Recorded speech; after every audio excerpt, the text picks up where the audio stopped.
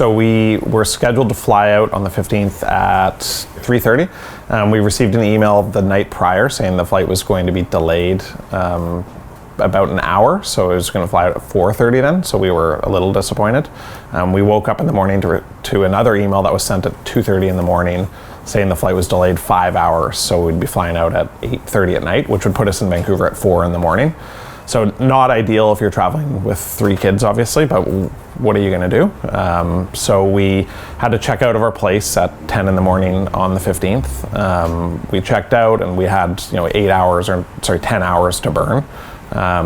We went for breakfast, went for lunch, took the kids to the aquarium, drove around aimlessly for a while, and then at around 2 o'clock, I believe, we received another email saying that the flight was altogether canceled. It didn't have many details on what we were able to do. It didn't say anything about compensation. It said, do you accept this flight, change yes or no, or contact this number. So I contacted the number. I asked what was going on. They said that it was canceled. They didn't give me any details on compensation. They didn't actually tell me if I was able to book a hotel at that time. I happened to be standing in a hotel with my brother, so I went to the front desk and I had them on the line.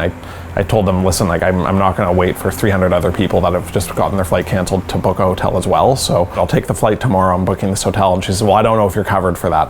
And then the guy next to me, who happened to be my brother, he said, well, I just got off the phone with them and they're covering this hotel. And so I found that also interesting, that they didn't seem to have a cohesive plan for compensation. So she said, okay, we'll cover your hotel. And so it seemed like they were doing it sort of on an ad hoc basis. So then I hung up, I booked the hotel, and then I saw the article in the Vancouver Sun, obviously, about these new compensation rules around delays that came into effect on the 15th, coincidentally. And so I sort of tried to put 2 and 2 together and how this thing got canceled. And I don't know, because no one communicated to us what really happened. And so everyone was sort of guessing, and people were talking to other passengers who spoke to a gate agent or spoke to a ticket agent or customer service, and no one had the full story. I think this gets more interesting because of the compensation. If you add up how many people were on that flight, I don't know if it's 200 or 300, and you look at the compensation rules, it's $1,000 per head for over a 9-hour delay. That's $300,000. So there could be some motivation to maybe make a safety issue where there wasn't one. I don't know. So